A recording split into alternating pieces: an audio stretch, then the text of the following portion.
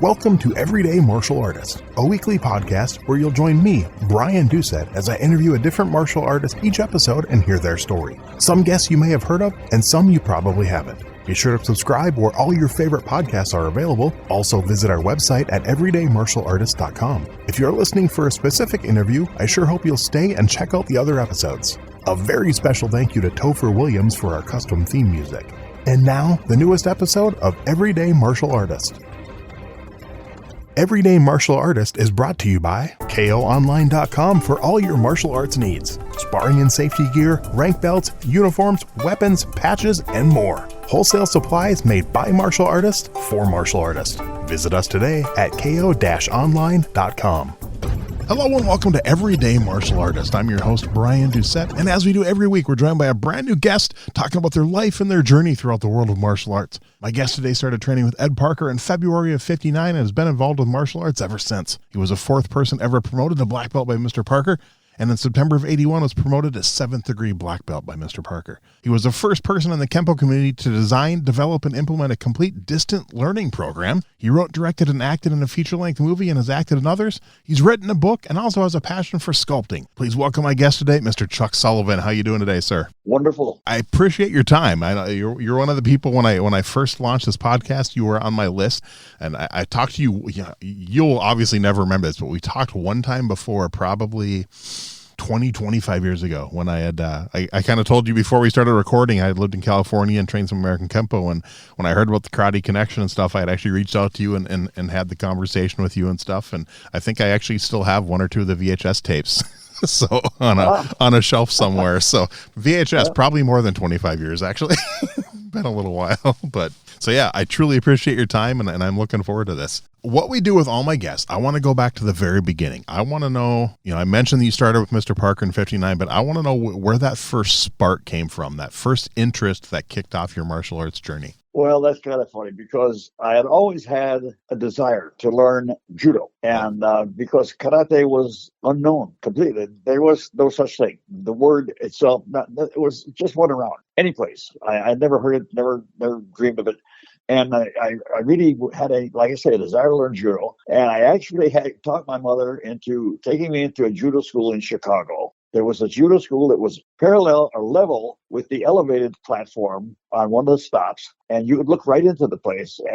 I actually got her to go in there, and the poor guys could barely speak English. And I'm sure they could have made a lot more money had they been able to just kind of explain what they were doing. But he kind of looked at me and one of the instructors, and he says, skinny, a bit up his neck.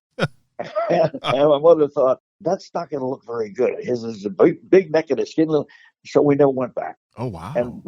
So that was my experience then. But had I been able to go, I would have loved it. So where did you first heard about judo? I'm curious. Where did that interest come from? Well, judo was common in common knowledge really in the 40s. Okay. Where everybody, not everybody, I guess, but I knew about it, what it was, and so on. To me, it was just a mysterious Asian art, and I knew that it involved hurting people and throwing them and so on, and I was intrigued by it. So now we move up to February of 1959. Okay. And I was out of the Marine Corps so I got out in '54. So I was out almost 5 years to the day. Wow. Things were happening in February. I got drafted in February. Therefore, I got released in February. I started karate in February. I bought my first business in February. It was February was a big month. It's a good month for you. Yeah, it was. Tell you, in a couple of weeks, you should buy a lottery ticket. Good idea. Not bad. I probably will. Anyway, my brother-in-law came home. He was just out of the Marine Corps. And he came home one night. He was living with us until he got situated and so on. And he said, did you know there's a judo school up on Tweedy Boulevard, which is the boulevard in Southgate, main boulevard? And I said, no, but I will check that out immediately. So I went right over there. And he told me where it was. It's 2.5 blocks to the house. I could walk, but nobody walks in Southern California. Anyway, I got over there, and I'm looking in the window. The place was closed, and I'm looking in the window, and there's mats on the floor, there's a desk and a chair, and a little divider, and that was it. A couple of pictures on the wall. And I thought, well, I got to come back when it's open. And there was somebody behind me two guys leaning against a car fender, and one of them says, "You interested in that?" I turn around and say to these two young guys, and I say, "Yeah, yes, I am." How much are the judo lessons? Because that's the first thing I asked about anything. Mm-hmm. How much did it cost? Yep. Because that determined whether I could or would be able to do it or not. And he said, "Well, we don't teach judo here." Well, I look up on the roof of the building, and there's a great big sign that says JUDO. The sign on the window says J. So I said, "Oh, that's kind of interesting." I said, "Well, there was some more writing in the window," and I said, "Well, what's this Aikido?" And he kind of chuckled. He said, "Well, that's Aikido." And I said, "Well, what is it?" He said, "We don't teach that either." So now I'm looking around for Alan Funt with his candid camera. All right, Nice. They're punking me. They don't teach Aikido. They don't teach. And there was one more word in gold leaf on the window, and I said, "All right, Karate. I'll give it a shot. What is karate?"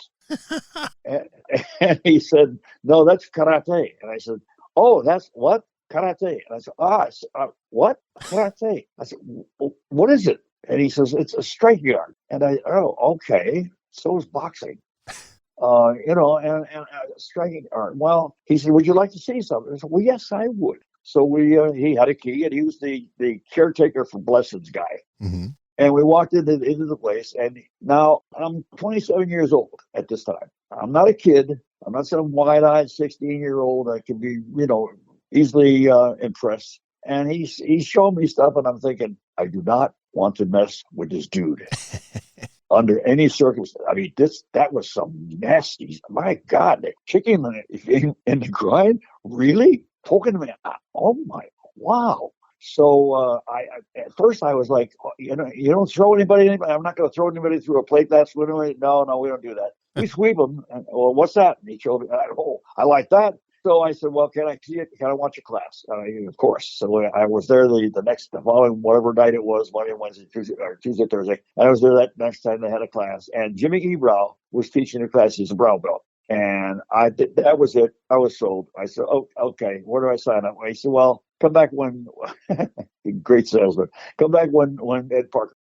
Who's Ed Parker? Well, he owns the school. Okay. So I came back the next night. Now, I thought Jimmy Ebrow was something. Holy mackerel. When Ed Parker moved, I want to tell you, there was electricity bouncing off the walls. When he moved, you could feel the energy go through the floor, into the walls, and crack them. And I said, oh, I got to get me some of this. As it turned out, I got me a whole bunch of it. And I signed up, and at that time I was taking some night classes at Compton College. Okay. And I couldn't go both nights, Tuesday, Thursday, or Monday, whichever it was. And so I signed up for one night a week, and it cost me $6.25 a month. Wow. Yeah, but I tell you, $12.50 a month equates today to about $120. Yeah. So $12.50 a month was, there was some money. Yeah. Back in '59. So anyhow, I was coming in one night a week, and that was it. I mean, I was hooked. Well, it's kind of interesting also how the school was there, because it wasn't there for long. It was initiated by an Air Force sergeant who would open a school wherever he was, and then he would leave his top student in charge when he got reassigned. Okay. And he was teaching Aikido, and he was reassigned before he had a student eligible or capable of taking the school. So he got in touch with Ed Parker. He said, "You want to buy the school?" And Ed Parker came down, looked at it, this little hole in the wall place. But he said, "I'll put on a demonstration for your students and see how many want to switch over." Well, from what I understand, they all switched over. Nice. All they had to do was see him move, and that was it. It was like, what am I doing with this Aikido? And anyhow, so it was only there for a few months, because you can't run a business 5 nights. You're only there 4 nights a week, and you're only there for 4 hours. Yeah. That's impossible. Mm-hmm. So the place closed up within a couple of months of when I started. So what was only 2.5 blocks away became 26 miles or so on the surface street between Southgate and Pasadena. Wow. So for 2 nights a week, I'd get home, have dinner, and then get in my car and scoot off to Pasadena. And that was until I made black belt in '62, and then I said, well, Ed and I both agreed that I was a barber. I had a perfect opportunity to talk to guys all day long. Mm-hmm. And I thought I taught Kenpo to everybody. But who's going to go to Pasadena from? I was in Southwest Los Angeles. The barbershop was, and I couldn't get guys to go that far. So I said, Ed, we ought to open a place right, in my area, which we did. And it was an error on my part, and at the same time, I've still got 3 guys with me that are active today from the '60s. Wow.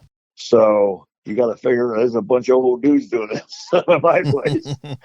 But so that's how the beginning came about. Wow. So think back to those first, handful of classes. Yeah, obviously you talked about just Mr. Parker and the way he moved and how much that had an impact. What was it about the style for you personally? What was it about Kenpo that completely changed your mind to stop looking at judo? What was it that drew you into Kenpo? Well, just seeing it and finding out what it was. I mean, that just knowing what it was enough, right? Discovering it, that's all I had to do. And now, because of where I was and when I was there and how long I've been, I would have been able to study with anybody in the world. I mean, that was in the Los Angeles area, which is the mecca of karate in the United States, really, in Southern California. That's where it started with Ed Parker, and that's where everybody came. Nishiyama, Yamanori, they all came here, and then they branched out from there. So because I saw everything there was to see, and I've seen some good stuff, and I'm the biggest thief in the world. Okay. Man, I'll steal. If I see it and I like it, it's mine. Nice. I don't care what system it is. I don't care what style it is. We've got Shotokan in our system. We've got Kung Fu. Oh boy, if it's worth anything, it's there because.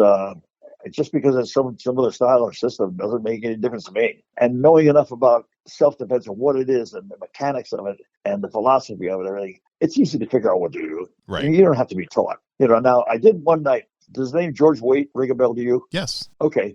Well, George was in my class over in West LA, and George would run you down with that Shotokan blitz. I mean, he was deadly with it. Mm-hmm. And we were gonna be freestyle. And finally, I said, George, come on out here and teach us that.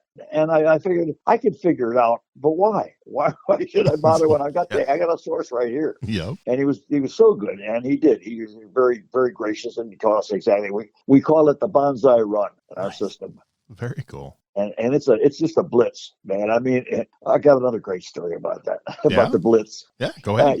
There was a young Japanese man, Ben Otaki, was studying with Ed Parker when I went to Pasadena, and I was only there for I think 3 or 4 nights. And Ben was getting drafted at that time, and he went off to the Army. Well, when he came back from the Army, somehow he got hooked up with Tony Tolders, and he was with Tony Tolders, so he didn't go back to Parker. He just, whatever happened, and he was with Tony Tolders. Now, we're in a tournament one day, and some guy from Japan that had been to Japan and learned some Shotokan, or I guess it was Shotokan, and he was espousing how great the system was, and he wanted to demonstrate. So he picked a guy out of the audience. He sort of volunteered, got you. So the guy gets out and he says, "Now I'm going to show you." So he put a blitz on the guy. Well, he ran him out of the ring and 2 more rings over. And the poor guy was like, "What the hell is going on?" he just, wait a minute. He was just kicking and punching and punching. I mean, the guy was running as backwards as fast as he could. He still was getting tagged. Wow. So then he picks another guy, and he does the same thing with him. Well, then he picked Ben Otaki. And because I'll never forget it. I knew who he was, and he starts his blitz and puts it right out there, and he flattens the guy. I mean, he takes it right off his feet and dumped him on his ass. Wow. And the crowd went wild.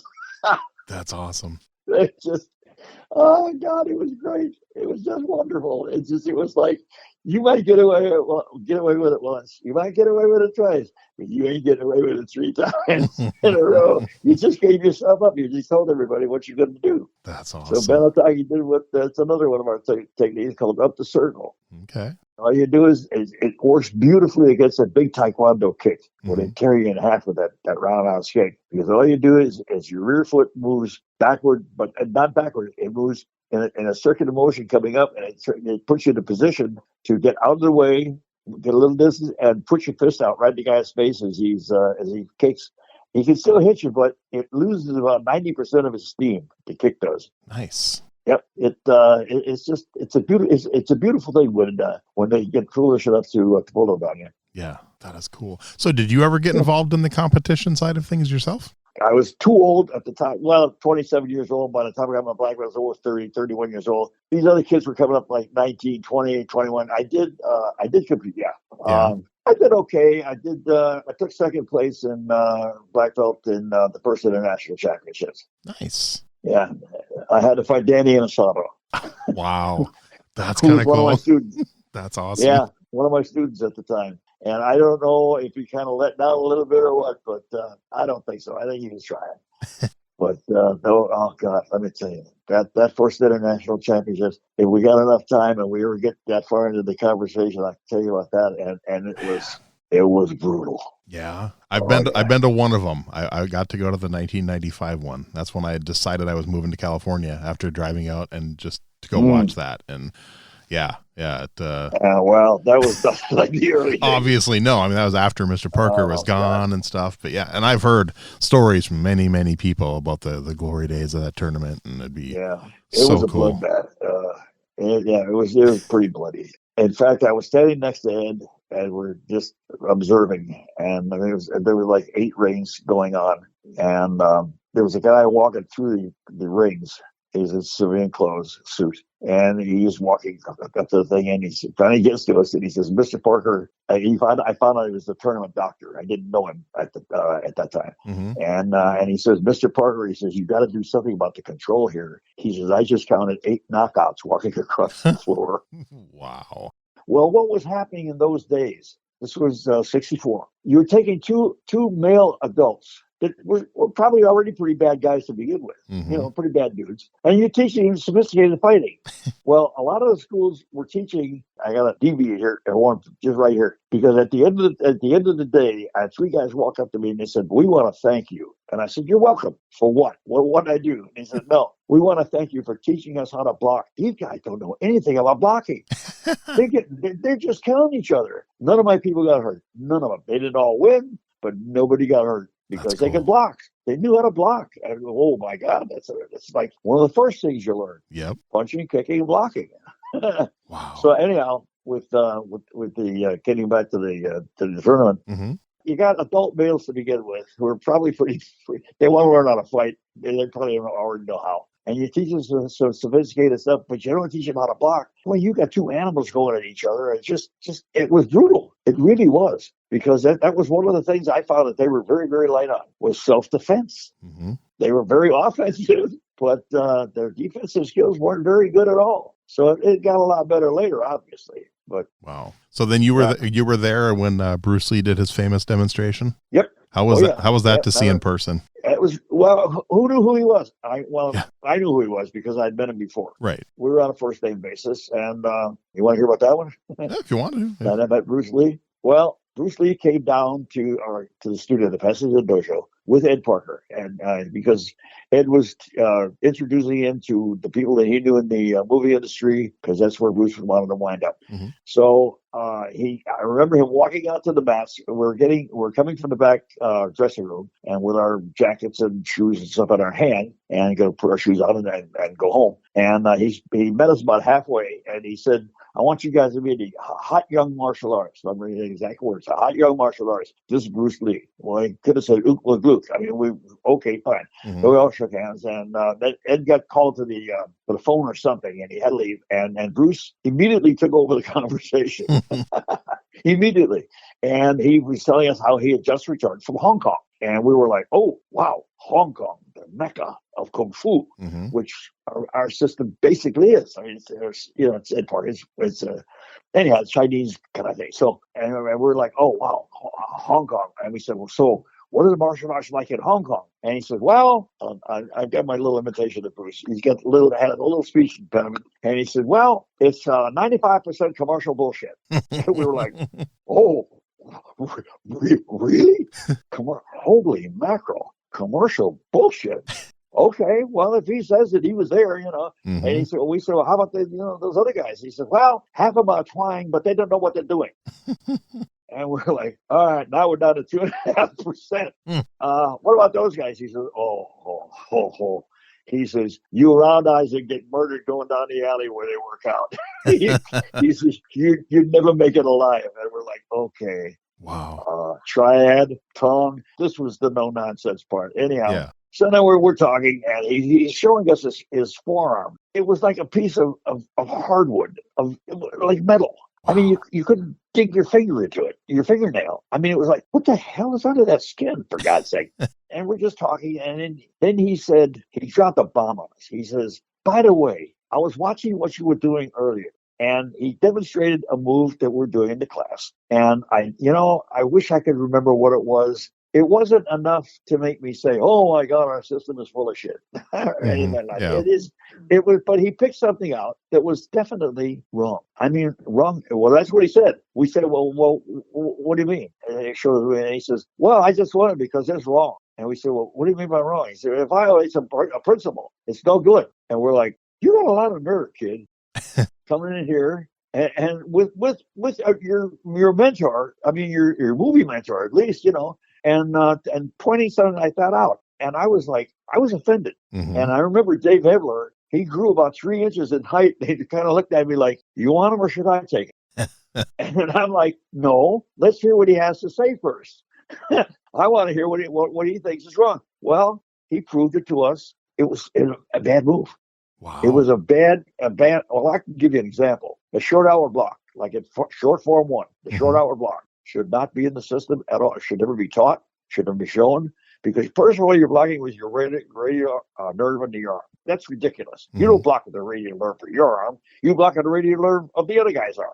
Secondly, there is absolutely no strength in that arm whatsoever. A 10-year-old kid can pull that arm down, which means if somebody is blasting you, you pull that move on them, a short hour block, your head's going to get taken off. Wow. It should not be in the system, but yet they're teaching it today because it's in short form 1. Ask us if we teach it. I'm guessing you don't. Of course not. Nice. No, well, we don't do short form 1. Anyhow, we've got our own blocking methods. All right, so anyhow, the conversation kind of ended shortly after that, and I'm driving home, and I'm thinking to myself, how come this punk can come in here and pick something up like that and show us and prove to us that it was wrong? And I said, I couldn't do that. Wow. How come all of a sudden it dawned on me? Because I'll talk to myself when I'm in the car alone. Mm-hmm. I talk to myself out loud all the time. And I said, how do you know you can't do it, you dumb whatever? You never tried. You never thought. I never thought about questioning one thing that Ed Parker taught us until that night. Nice. And from then on, I take everything under consideration. If it's something I really care about, and somebody tells me something, I'll smile and be nice and say yes, and so. But then I'll find out for sure, is that good, bad, or ugly? That's kind of cool, though. Yes, it's very cool because it leaves nothing to the imagination, and it doesn't. With your background, you can walk into any dojo in the world, and you can pick out within an hour. You can pick out a couple of things that are just you'd say to yourself, that's ridiculous. Yeah. Oh, I've done it. Why are they doing it? I've done it. Yeah, of course you have. Of course you have, and you probably done it while you were in the class too. Yep. And you say to yourself, that ain't gonna work. That's ridiculous. That's stupid.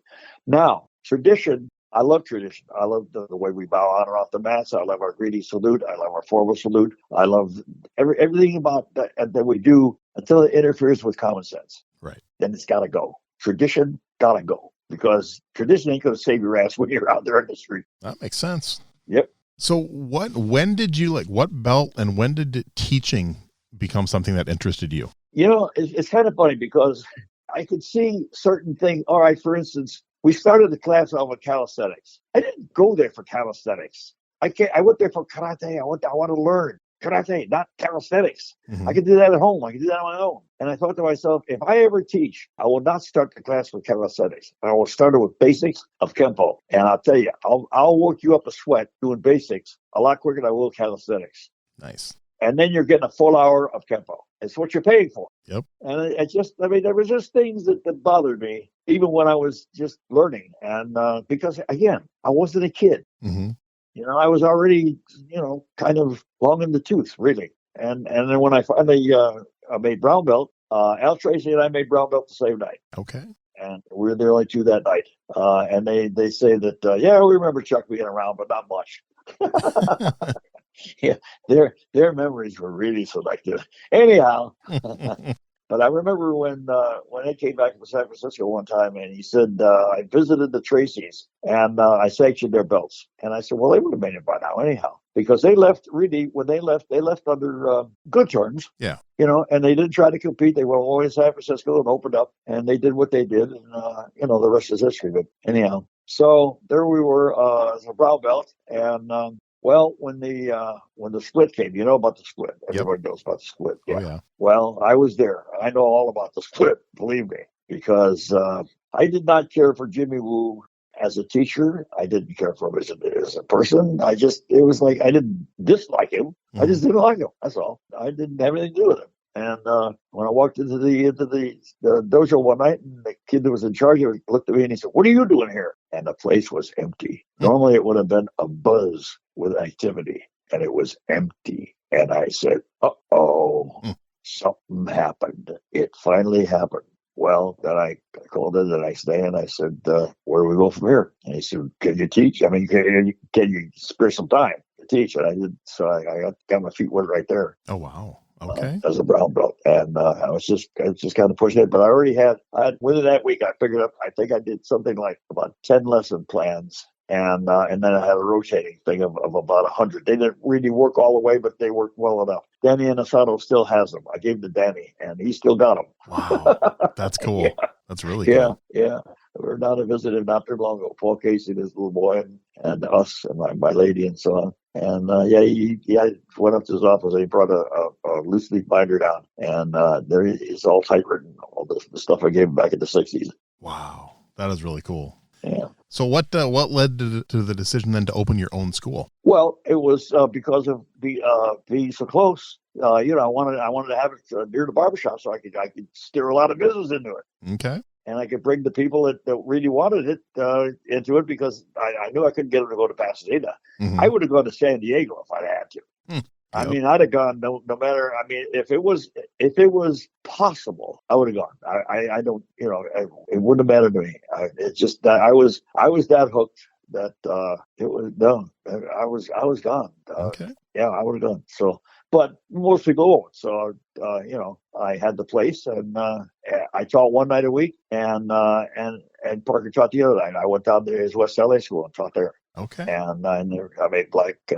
No, that was before. I made black. I made black September '62. Yeah. So you opened the school before you made black? No. Okay. No, I was like, yeah. Okay. Yeah. So long ago, I kind of forget. That's okay. What led to the idea? Where did you come up with the idea to do distance learning? Because that was definitely, I mean, it talks about you being, the first in Kenpo, but that had to have been one of the first in any martial art to do that. I mean, was kind of groundbreaking at the time. And also, I know a lot of people didn't think it was possible. And even up until like 5 years ago, people were like, oh, you can't learn through distance. And of course, COVID proved everything wrong with that. But I mean, you were way ahead way ahead of the curve on that. Right. All right. Well, by that time, this was in 1988. All right. Now, Vic LaRue had been a student of mine as he started out 16 years old. Mm-hmm. And some 50 somethings, by the time we got into this thing. And he kept saying, "Chuck, we got to make videos. You got to make videos." I said, "No, we don't. No, we don't." And he said, "No, we got to." And I said, "Why?" He said, "Because everybody is." I said, "Ask me if I care." I don't care what everybody else is doing. So I said, "Vic, you can't learn from video." I proved that when Ed Parker and I made those 8mm films back in the 60s. Mm-hmm. And they were meant to be training films. Well, you couldn't possibly do anything with silent film. We tried. We did teach some things. He called me up one day and he said some guys from the East Coast came in, and they learned the 2-man set, the black belt set. And he said, except for a couple of really minor corrections, he said they had it. And I felt really good about that because they learned it right off that film. Mm-hmm. And it was silent, but we broke it down to its minutia. I mean, and they picked it up. It's fine. Well, when you're starting out with basics and all the things that you have to learn through Kenpo, you can't do it with silent film. Well, then he's coming at me for the umpteenth, and I mean the umpteenth time. Chuck, we got to make videos. And I said, Vic, again, you can't learn by video. And then all of a sudden I thought, wait a minute, wait a minute. I remember something that happened about a year or so before. Kid came up to me in class and he said, hey, I heard something about Chuck Norris. You'll get a kick out of him. We didn't realize Chuck Norris and I were friends. We're friendly competitors. And I said, what is it? He said, well, he wanted more rank on his black belt, so he sent an 8mm film over to his instructors. What do you say about that? I said, I think it's brilliant. He said, wow, really? You think that's great? I said, yeah. I said, what's the difference if his instructors in Korea tell him what they want to see and he shows it to them on film or he shows it to them in person? I said, what's the difference? You can't mess with 8mm. There's no such thing as trick photography. Yeah. So he said, well, I guess that's all right. And then I said to Vic, I said, I remember we started right my entry into my house. And I said, you know what? Video is going to get better and better and cheaper because it was very expensive in those days. 88, very expensive. Just buying a video recorder was expensive. And I said, but you know what? It's going to get cheaper and cheaper and more people are going to have it. And now, of course, I'm holding my video recorder in my hand. Yeah. I never saw that coming. No. But I should have. But I said, you know what? I said, if we figure out exactly what we want to show and we can talk and we can verbalize and we can show it and talk about it at the same time, talk about toe heel alignment, talk about knee heel relationship, talk about your back straight, your head around, all these things. I said, they're going to get the neutral mode. They're going to understand what that is. And I said, you know what? I said, I think today, I said, you could actually teach by video. So for the next 2 years, we did this. We did, we got the thing going. And I credit Vic with really making it happen because he was bound and determined to get it done.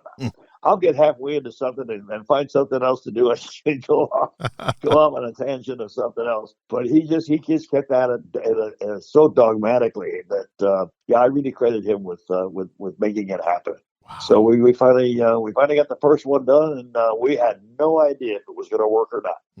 But it works really, really, really well. And today we've got like over 600 black belts, and I'll put them up against anybody's black belt. How was it received initially? Like that, maybe the first year after are you kidding me? Initially, it was like, you can't do that. You can't teach my video. Well, yes, you can. Absolutely. In fact, people have looked at our videos and really, tore them apart as far as, investigating what they are. And I've had so many people come up and say, I've never seen the basics explained more thoroughly than you guys do it on video. Nice. Because, it kills me when people don't have good basics. And in so many schools, they teach you right. They start you right up with 5 swords. They skip on the basics, something terrible. And of course, we were just known as the basic school. Right. We were known as the school at the time. Even you want to learn basics, you go to Crunch Board. That is cool. Because that's where it's all at. It's all in the basics. So then, when did you? Do you roughly remember when you decided to take it online? Was that a tough decision, or was it did you do it gradually? Well, no. We sold the videos from 1990 to just a few years ago when Vic retired. Okay. We've been selling them, and we had an organization. People could join and so on and so forth. And I said, I don't want to do that. I don't want all the work. And it was just the two of us running it. And I said, if anybody wants to, I have people that I can work with. And I said, put the videos online free, with the caveat that you've got to take orange belt in order to get purple belt free. You got to take purple belt test and pass it in order to get blue belt free, et cetera, et cetera, et cetera. So you can save $600 right off the bat just by taking the test. Now you've got to pay for the test. And I know people that say, well, we don't charge for tests. Well, we do, but we don't charge for teaching. Yeah. Wow. So the way it is now, I like it the way it is now. I mean, if you're really serious, because it's for serious practitioners. And if you're really serious, you get the whole set of videos for free. But you take the test and you pass each one. And with the test, of course, you get a lesson on what you did either right or wrong. Nice. In most cases, it's wrong, but we'll compliment you on what you do right, too. Yeah. We will mention that. So you get that. And, of course, it's geared 100% to you. It's not like being in a class. Yeah. Ed Parker said something once. He said, consider the corrections I make on John and Pete and Harry and Joe that I'm making them on you. Because chances are you're doing the same thing wrong yourself, but they're doing it a little worse than you're doing it, so I pick them out. Or if I make it on you, they should be paying attention when I'm correcting you. He's that way. Every class is a private lesson. Nice. That's cool. That is cool. Yeah. That's very cool. So I did. And from that time on, I did. Of course, he also said other things one of the things that really resonated with me, of course, is when he said, I'd rather have 10 techniques I can fight with than 100 that fight me. Yeah. And then, of course, he went ahead and taught 280 techniques. So then the way your website works then, so the very first video is free. And then if they pay for the test, then they get the second video free? Two videos. Two videos. Okay. Yellow belt and orange belt are free. Okay. And then from then on, well, they're all free. But from then on, you take the test and pass it. And as far as the organization, I changed that at the time to just black belts. You got your membership when you made black belt. Okay. And didn't cost you anything. So I don't know what I've now got two other guys that are taking over the organization slowly. We're working together, and they're doing a magnificent job. Very cool. And I will definitely put links for all that out there when the episode comes out, because it's a really cool. I mean, it's a really cool idea. And like I said, I know I've seen some of the videos, and I love the way you guys break it down and teach it. And that's funny, because I thought to myself, we need a 360-degree view. And I thought, how in the hell am I going to get a 360-degree view in the garage? So, I mean, you're going to see my workbench. You're going to see all the things you don't see on the videos. And then all of a sudden, I thought to myself, wait a minute. I don't need to go around myself 360 degrees. All I got to do is turn to the four corners of the compass. There you show go. it from the front, the sides, and the back. Yep. How cool can you get? That's right. This is so funny. I'm really trying to think of how the camera's going to do the 360-degree turn all around me or us, That's funny. It's so simple. So think back then to that very first class you taught as a brown belt to now. Over all those years, what do you think has changed the most about your teaching style? Not much about my teaching style. Really? Really? No, not even. You watch what the people are doing, and you guide them along as best you can. My teaching style, I've had some fun things as a teacher. I had a student that was Big John Walker was his name, and I didn't know it at the time, but Big John had just come out from 7 years of San Quentin. But he didn't belong there, really. I mean, he did because of what he had done, but he didn't because of who he was. He was not a criminal. He didn't have a criminal mind. He was raised by a criminal, and he was raised by the second most notorious con man in the history of the country. Okay. Pierre Lafitte was his name. Anyhow, so John had done some bad things. But he came out and he was studying, and he had a young man with him, and I'm teaching blocking, and I'm teaching I don't know, inward or outward as a block, and his hand kind of timidly went up, and I said, "Yes, John, what?" He says, "Does this really work?" And I said, "Well, yeah, here." And I'm like, "Oh my God!" He's looking at me, 5'7", 5'8", whatever. At that time, probably about 145 pounds, and he's thinking, one swipe, and this dude's going across La Cienega Boulevard against traffic. I mean, I would take him and just wipe like he ain't even. So I'm thinking, okay. I said, "Well, John," I said, "now you're going to have to throw on me." So, "Oh, no, I don't want to do that." He said, No, John, it's all right. It's all right. But you have to, because now you got me wondering, and I can't afford to wonder. I can't afford that. I either got to be confident in what this stuff does or not. So I said, "Now I'm going to set the block." I said, "You throw into it. If you get past it, you take my head off. But remember this, I've been hit before. I'll be hit again, and it's not your fault. It's on me if I get hit. So don't let up. Now throw it hard. Throw it as hard as you want." Well, he winds up, he throws. I think I moved about 3 inches, my whole body. I mean, I slid. Mm-hmm. Wow. He's a big man. And I said, "Want to do it again?" He said, "No." I said, are you satisfied with that?" He said, "Yeah." So, okay, let's go. So we went over to class. Well, about 5 years later, we're out someplace because John stayed with us and he made black belt. And we're out at some tournament or some demonstration or something. And we stopped on the way back for some pizza and beer. And John couldn't tolerate anything alcoholic. Well, that night he had a beer. Big mistake. And I remember him looking across the table at me, and all of a sudden we're talking and laughing. And he points his finger at me. He says, "You really pissed me off one time." And I did. I mean, we're friends by now. We're tight friends, I said, "Well, what do you mean when?" He says, "You remember that night over in La Cienega Boulevard when I asked you about a block?" I said, "Oh, I remember that." He says, "Yeah, you remember that." He says, "Well, you killed my arm." And I said, what? He said, you killed my arm. He said, you know what I do for a living? Well, he was a sound man for ABC TV, and he twisted dials. He said he holds a boom mic, and he says, I couldn't damn near not be able to do my job. Wow. He says, which I thought I was going to have to, get into another line of work, which we would have hated because he loved what he did. Mm-hmm. And I said, well, John, I said, that wasn't my power. That was your power transferring back on you. And he says, I know that now, but I didn't know it then. That's awesome. Yeah.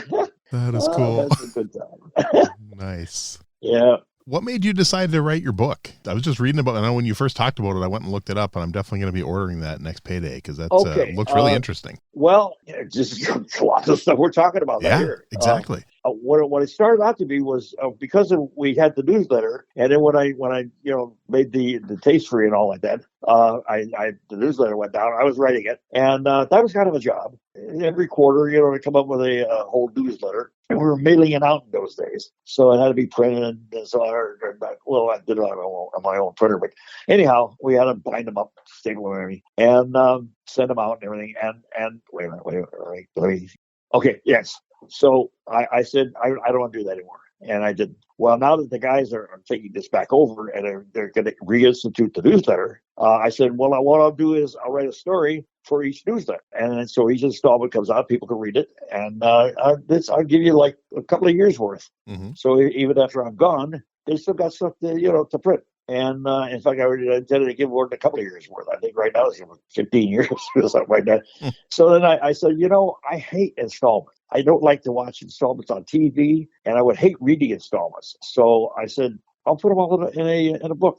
And what do we got here? Got 158 pages. Okay. Yeah. And so just not a big book. It's got some photographs. I didn't do it to make any money. That's why I put the price at $10. $10 is like a dollar used to be. Yeah, that's very reasonable. And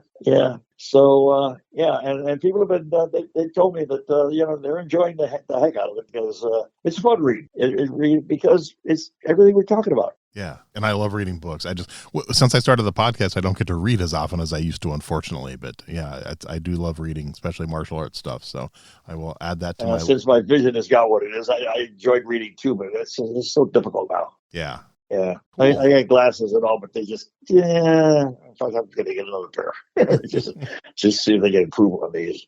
So, you've been doing this for a long time. What are your thoughts on something like MMA and the UFC? And is that something you're a fan of? No, I'm not a fan of boxing either. I think it's brutal. I think, okay. Yeah, I think, you're brutalizing each other.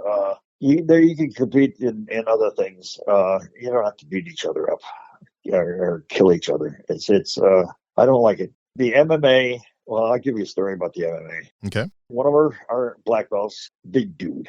Big rasty dude.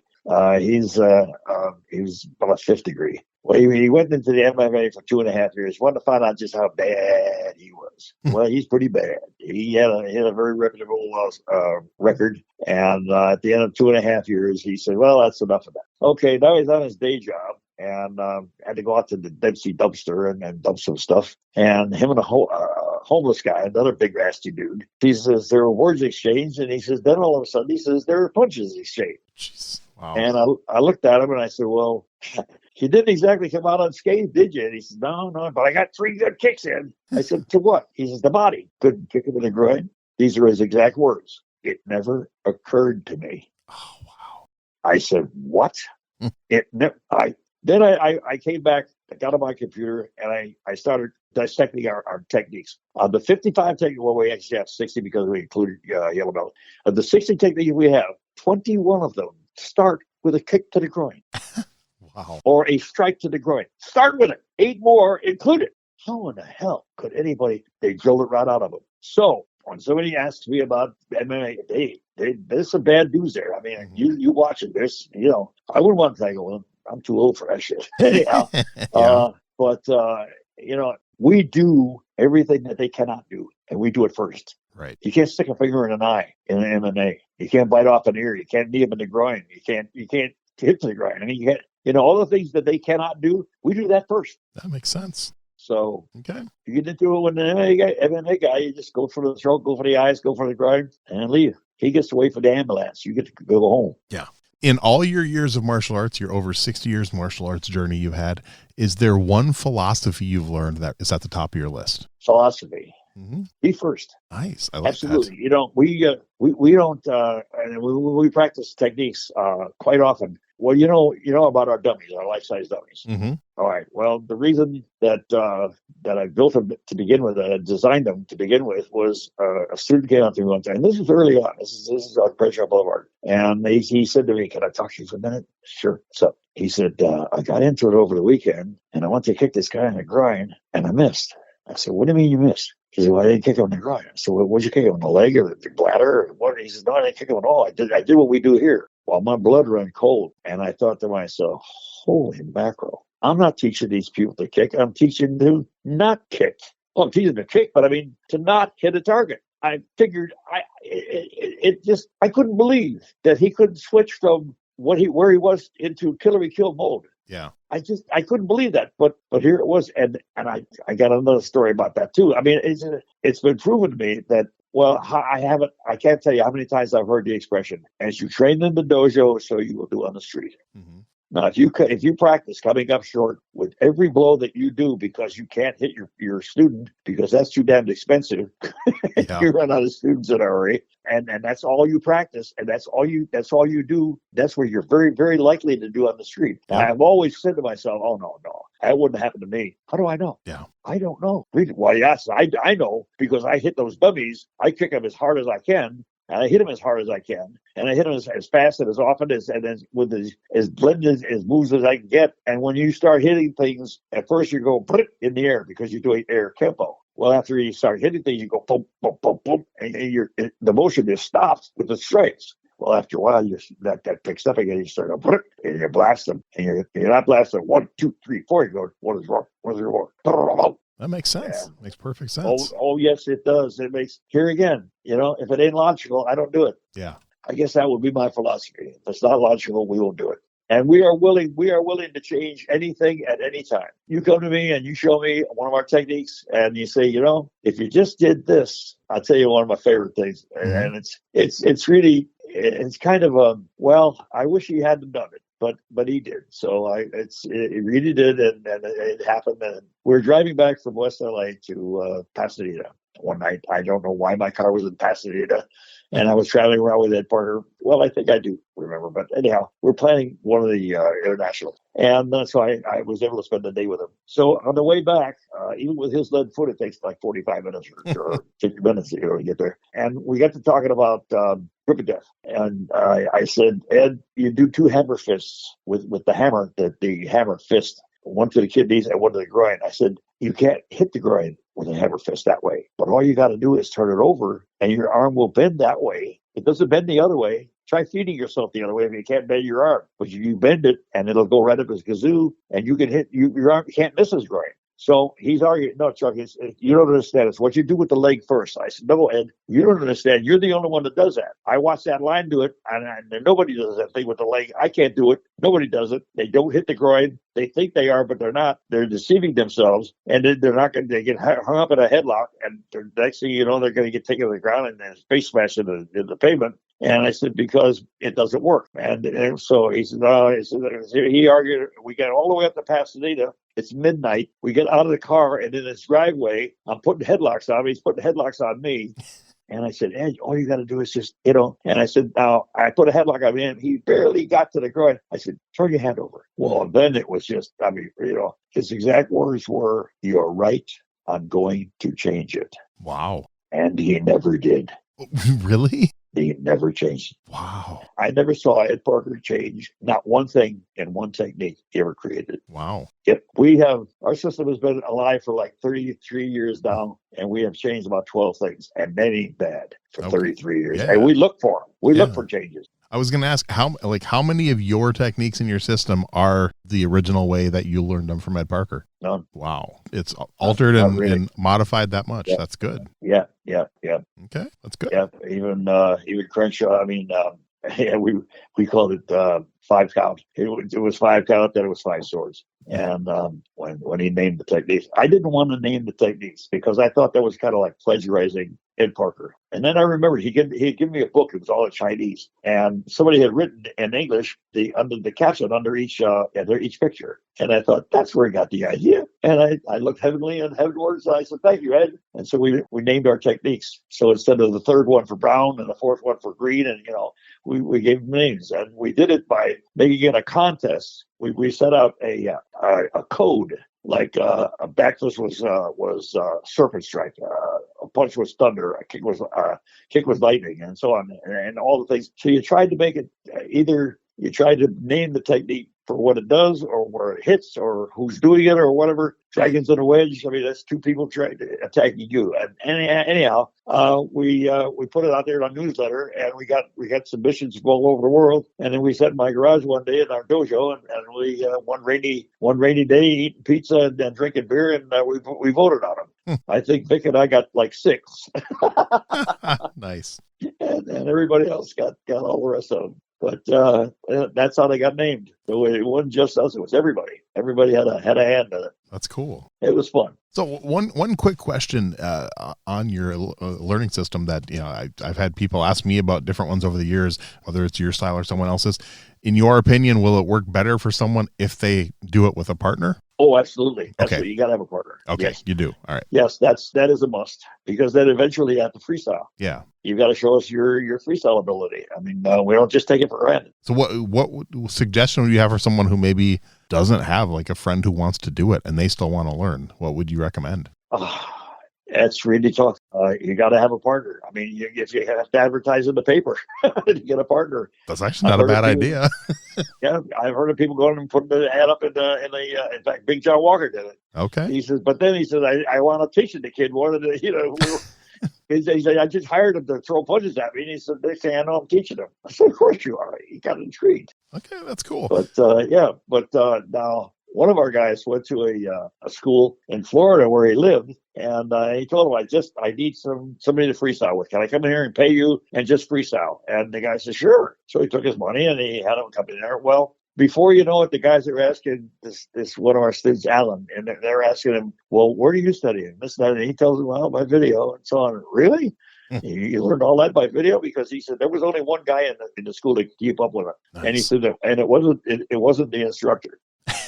And he said, finally, they're asking me so many questions. The instructor called him in one night when he got there, and he said, listen, you're either with us or against us. And Alan said, what do you mean? He said, against you. I'm not against you. He said, well, and you're not with us either. And Alan, he says, so it's either them or us, or them or me. And Alan said, well, I've seen you move, and I've seen them move. And he says, see ya. And he's the guy stood up behind his desk, and Alan was like, you want a thump? You really want to do this? And he sat back down. Wow. So that's funny. There you go. Yeah. Okay. All right. I have some fun questions to wrap up the interview. Now, this one, it doesn't necessarily have to be 4. I've had people give as few as 2 answers and as many as 8. So it's kind of up to you. But if you could give 3, 4, 5 names that you would put on your personal Mount Rushmore of martial arts. Ed Parker, obviously. Yeah. In the early days, because he was so influential on my learning. Jimmy Ebrow was excellent. Rich Montgomery was the first person to make black belt through Ed Parker. Okay. And Rick Flores was second. Jimmy Ebrow was third. And when Rich made it, there was only one black belt in the country, and that was Ed Parker. Wow. And there was only one black belt, obviously, in Kenpo. And I never thought I'd ever get beyond brown. And that's what we all were at that time. And then Rich Montgomery made black, and we could hear the door creaking open. It opened the door, obviously, for the rest of us, and that it had to be that way. So they were excellent. Chuck Norris is a great guy. Yes. I saw him get knocked cold one time. Wow. And get up and beat the guy. Wow. Yep, get up after getting knocked out. And they wanted to disqualify the guy. He said, no. He said, oh, no. He said, I ran into it. He didn't knock me. I had to knock myself out. That's awesome. So Chuck is a good guy. Bill Rusaki was a great guy too also. Okay. I've known so many people. I mean, my own people. Stacy Prakasha. He's the next chief of police down here in Seal Beach. He's still with me. Carl Shalio, Grandmaster. Chuck Boyd, Grandmaster. All these guys. I mean, they hung out with me since the 60s. I've met so many great people I can't even really begin to count them all. Yeah. They're just wonderful people, and they all have the same philosophy of I don't know one of them that's ever picked a fight. Nice. So they just don't do that. Yeah, something tells me if you had time, you'd probably have the largest Mount Rushmore in my show's history. So because you just with your career, so that's good. Yeah. There's just so many people I can mention. Okay. All right. Other than your own, what is your favorite martial arts book? Probably The Journey with from Tom Bleecker. Love it. Tom was actually my first guest on the podcast. Yeah, Tom has done some great work, some great interviews. He's great at what he does, and he continues. He just keeps on going. Yeah, he's a phenomenal author. I've read. He's actually, when I interviewed him, and he probably sent me about 6 more guests. So that's he put me in touch. He put me in touch with Rick Avery. He put me in touch with Donnie Williams. So yeah, I've got some really good interviews. I forgot Steve Muhammad. My God. Oh, yes, Steve. Steve Sanders. Yep. Back in the day, it's kind of funny. I was watching Steve because most of the time I couldn't watch him because I was fighting him. Mm-hmm. We would fight every Tuesday or Thursday or whatever nights we worked out, and I'd be sitting there. I mean, I worked all day. Well, I guess he did too. So yeah. I can't really. But I was a little older than him anyhow. And he'd be kicking my feet. Yeah, come on, Chuck, come on. Let's do it again. Steve, I'm tired. For God's sakes. All right, I'll do it again. Well, I was watching him one time, and when he sat down next to me, I said to him, "Do you know that you never put your rear heel down?" He said, "I don't." I said, "No, you never put your rear heel down." Well, I experimented with that, and that changed our neutral bow. Oh, wow. Because raising your rear heel loads up your rear leg. Mm-hmm. And have you ever heard the expression, "but caught flat-footed"? Yes. Oh, yeah. Well, that's what our neutral bow is, flat-footed. Okay. You raise that rear heel, it makes you about 30% faster. Nice. In all your maneuvers. Try it. Okay. That's cool. Yeah, Steve, he's one I'd love to interview. Oh, God. I'd love to chat with him. Oh, boy. Yeah. Yeah, he turned it on his head, man. He was... Yeah, as a matter of fact, he got so good so fast. There's things that he missed coming up. Yeah. He just started beating everybody up. So you had to do what you did. You just had to. You couldn't say no. I remember Curtis Pulliam was one of Steve's guys. Curtis looked at the white belt division. He came to me and he said, "Chuck, that white belt division is a killer. Let me fight brown belt." I said, "You think you're ready to fight those guys?" He said, "Yeah." Well, he won the division. Wow. So the next year he comes back and he says, "Chuck," he's like, "The brown belt division don't look that tough. He's only fight black belt division." So I give him a black belt. And I didn't promote him. Well, I did afterwards, obviously, because he won his weight division in black belt. So yeah, we had some real killers. Yeah, I had a friend like that. My good friend Damien. He quit martial arts, unfortunately, but I remember when he was a purple belt. And my instructor, he was one of the most just naturally talented, gifted martial artists that I ever met in my life personally. And he's the one who came to California with me in '95 to go to the Long Beach tournament.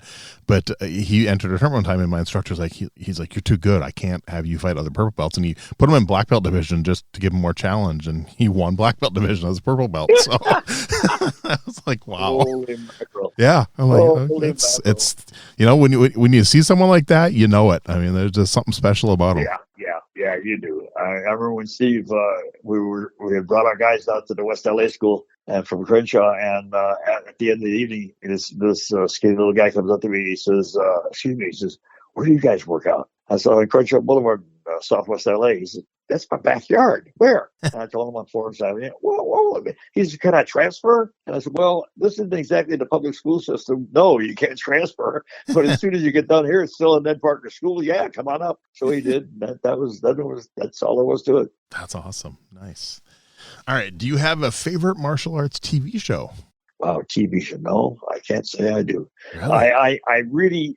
I kind of hate all martial arts on TV and movies because they do the impossible. Yeah. And I hate that to be that. I hate to see it represented that way. You jump in the air, you spin 3 times, you kick 4 guys, you come back down, you slam 3 more guys, and it's just. I mean, with cutting, just plain cutting, you can do the impossible. Mm-hmm. You can just stand there and jump over an 8-foot fence. All you got to do is you see your feet leave, get a fence that's about 1 foot high, jump over it, and see your feet land. And then there's your 3 cuts, and you just jumped. People will think that they saw you jump over the fence. Yep. So I'm not a fan of martial arts movies. I love Billy Jack. Oh, nice. Okay. That's a I good love one. Billy Jack. Yep. Yeah, because he really didn't do anything that was impossible. Yeah. He just said, well, I'm going to take this right foot and put it right up alongside your head. There ain't nothing you can do about it. That's right. And he did. Yep. That one's been picked a few times, actually. So a lot of people like Billy Jack. Yep. Now, the rest of them, I don't, in fact, I don't like them. I don't go see them. So what were your thoughts then on The Perfect Weapon? Do you think they represented Kenpo pretty well on screen? Oh, yeah. As well as it could be. Yeah. Again, it was, a little bit of the impossible, but basically they kept it pretty real. And Jeff was at the top of his game at the time. Oh, I got a funny story about Jeff. Okay. I guess one night we were working on the West LA school. This is after they switched over to another location just across the street and on Sullivan Boulevard. And I'm being paired up with Jeff, and we're doing some techniques or whatever. And I'm noticing that he's awful heavy-handed, and I never knew him to be that way. I mean, he had real good control. And then I realized he was getting a kick out of it. And he was, I think what it was he was kind of like just doing a little testing on his own. Mm-hmm. He's going to see how long I was going to stand for that, or if I was going to go sniveling to Mr. Parker and say, what's going on with him or whatever. And it was like, okay, you want to play games? We'll play games. So I started thumping him back. And then he got a little heavier. And I got a little heavier. And finally you realize we just start hurting each other. And he was just doing it for fun. And he bust out laughing. And he said, Sullivan, he says, we may have to get married. And I said, Stephen, you wouldn't live through the honeymoon. That's awesome. When he said married, I said, oh, there's got to be a honeymoon here someplace. He had never lived through it. He's a good guy. I got to interview him too. He was a guest about a year ago, and super nice, super fun to talk to. So I've had really good luck with the Kenpo people. They pretty much always say yes, which is good. Yeah. Cool. Yeah. So our final question, this one you don't have an answer for because you said you're not really a fan of martial arts and movie. Now this doesn't have to be a martial arts movie. Any movie you've ever seen, a favorite fight scene? Well, again, Billy Jack, because it was so brief. Okay. He said what he was going to do and did it. Yep. And I liked it also for the fact that he didn't triumph. Yeah. Because when like four or five guys jumped him, they were wailing on him finally. Mm-hmm. And he did what he did, and he did it as long as he could, and that was realistic. And I appreciate that realism. Now, in my movie, I have one fight scene that lasts about 3 seconds. It's nice. A Kenpo technique. Yeah. And if you know the system, you pick it out right away. You know exactly what it is. That's awesome. I had actually, when I was a kid, I hadn't seen Billy Jack. Before I saw Billy Jack, I saw the movie, and maybe you haven't seen this, but do you remember the early 80s movie, They Call Me Bruce? Yeah. Yeah. I saw that first. And then I saw Billy Jack. Of course, I was a kid. I was like 8, 9 years old. And I thought Billy Jack was copying They Call Me Bruce. I didn't realize it had come out years before when he's like, with this foot, I'll kick your head. And with this hand, I'll punch your face. I thought Billy Jack was copying them. I was like, many years later when I realized they were kind of spoofing Billy Jack. Yeah. Well, what they did in Billy Jack made sense. Yes. And it was done so well. Mansu Han did it, and he just did a terrific job. Yes. So Tom Laughlin took credit for it. Yeah, exactly. One of my favorite movie fight scenes is like you said, it's fast and brief. The first Bourne Identity with Matt Damon. The scene, if you've seen that one, the scene when he's sleeping on the park bench and the 2 officers wake him up and they use their their stick and try to hit him, and he catches it and just like, it's like 5 seconds, 3 seconds. Yeah. When I first saw that, I'm like, God, that reminded me of American Kenpo almost. It's like just fast and explosive. Enter the Dragon was fun. It was a fun movie. Yes. It spoofed quite a bit. So Bruce was a kind of comedian, and he was capable of doing comedy. Some of the Jackie Chan stuff is very good also. Oh yeah, I love Jackie Chan. So talented. There's a lot of good people out there. Yeah. Oh, exactly. Yeah. Well, Chuck, I got to tell you, man, this has been a blast. Like I said, I've wanted to do this for a while. I'm glad I was finally able to get in touch with you and we were able to hear this. And like I said, when the episode comes out, I will put links out there for your website and your book and anything else you need me to. And And it's been so much fun hearing you tell the stories yourself, and I can't wait to read the book. But I can't wait for people to hear the episode. I think they're really going to enjoy this. I hope so. It's been, my philosophy on everything I've done is when it quits being fun, I'll quit doing it. So far, I'm still having a ball. That's a good way to think about it. Yeah. Oh, when it gets to be a job, I'm done. Yeah. I'm done. I've been retired since 95, so I don't need to work. Yeah. I get that. It ain't work. I definitely get that. So cool. Well, I truly appreciate it, and I can't wait to get this out. Well, thank you so much for your time. I appreciate it too. This was fun. It was as much fun as writing the book. I had a ball writing the book.